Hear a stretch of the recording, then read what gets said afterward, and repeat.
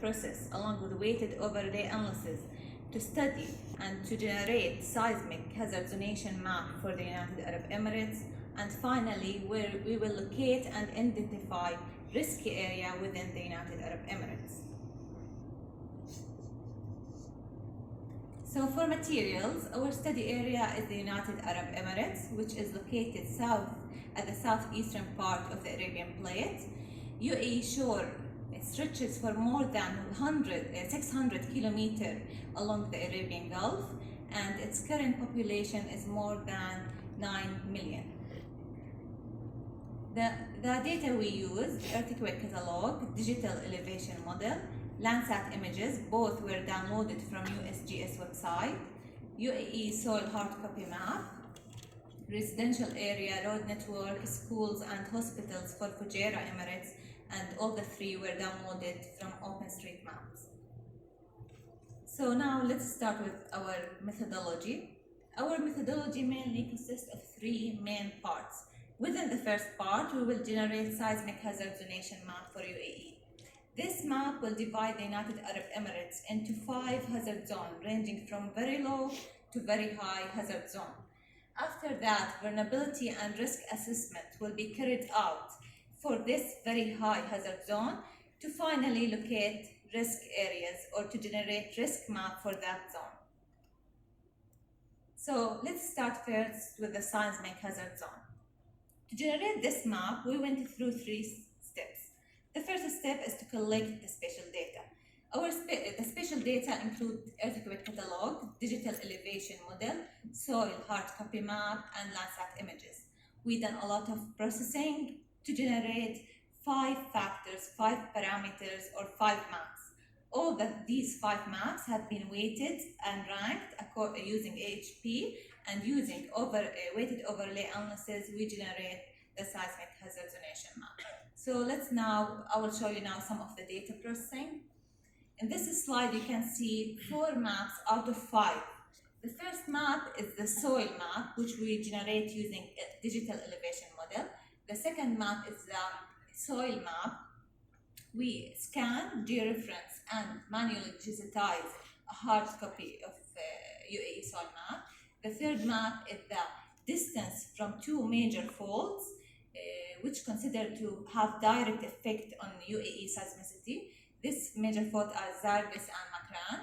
And our fourth map is the geology map, where we use Landsat images to create this map. Now I will talk about our 5th factor, or our 5th map, which is peak ground acceleration map. To generate this map, we use earthquake catalog. This catalog was developed by Dr. Def, and it covers more than 1,000 years of earthquakes along the Arabian Plate. To understand this event, we first use kernel density estimator.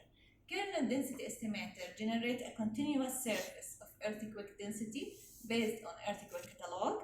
It helps us to locate the most powerful earthquakes around the Arabian Plate. This, you can see it as a peak in red. This peak decreases until it reaches 0 at a search radius distance. After that, we use local Moran's eye.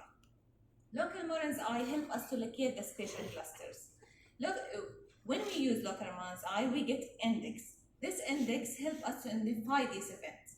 If we got a positive index, that means we have earthquake events surrounded by other earthquake events with the same high or low attribute value, and it will be considered a spatial cluster.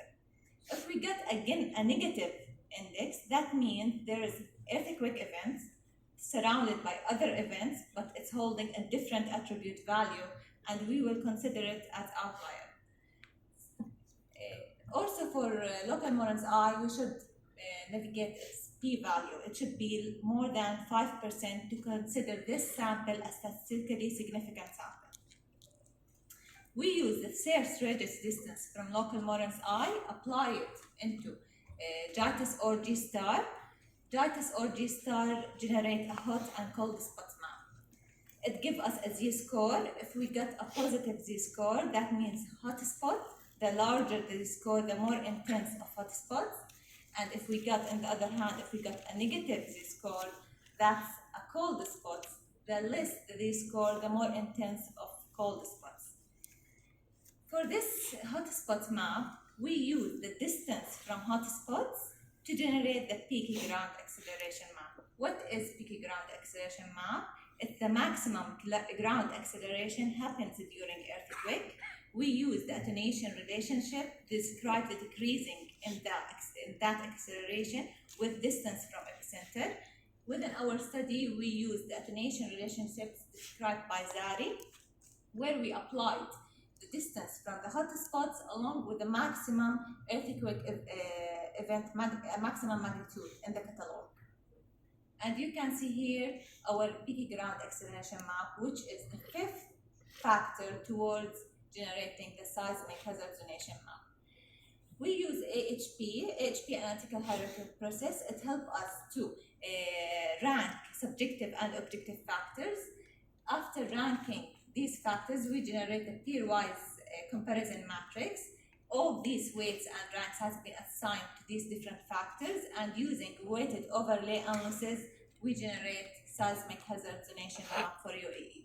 As you can see from the map, this map divides the United Arab Emirates into 5 hazard zones, ranging from very high, low to very high. Fujairah is located at the very high zone. Therefore, vulnerability and risk analysis have been carried out to Fujairah Emirates. To generate Fujairah risk map, we also went through 3 steps: collecting spatial data, which include the location of residential areas, hospitals and schools location, road network, digital elevation model. After that, we done some processing to generate this time 8 factors. All these factors have been weighted and ranked to finally get Fujairah risk map. So let's go out through the processing now. Map number 1 shows the slope map, which were generated using digital elevation model, while map 2 shows the distance from the streams.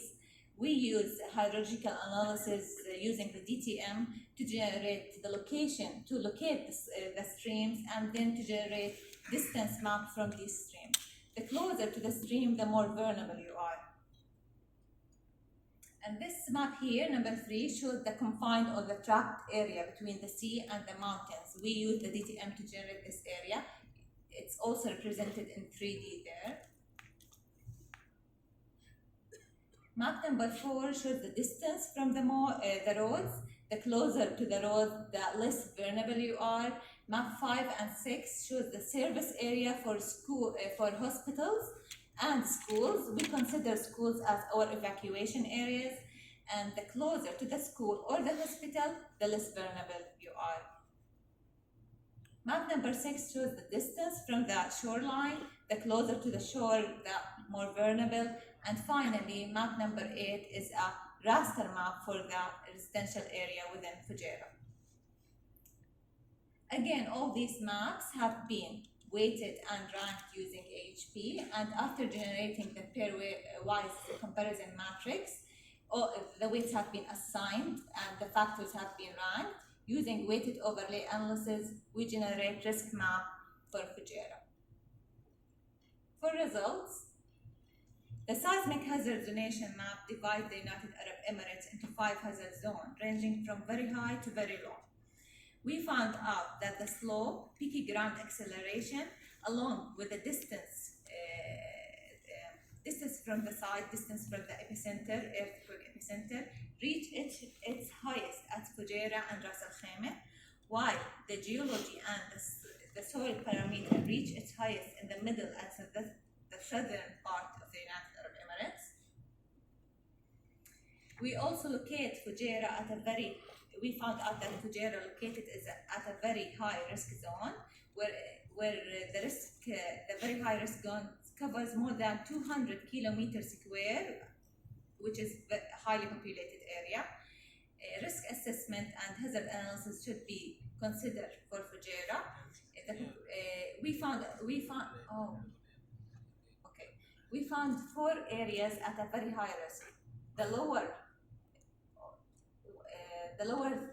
There's lower 2 locations, and the third part, it's considered at a very high risk because it's highly populated and it can be tracked between the mountains and the sea.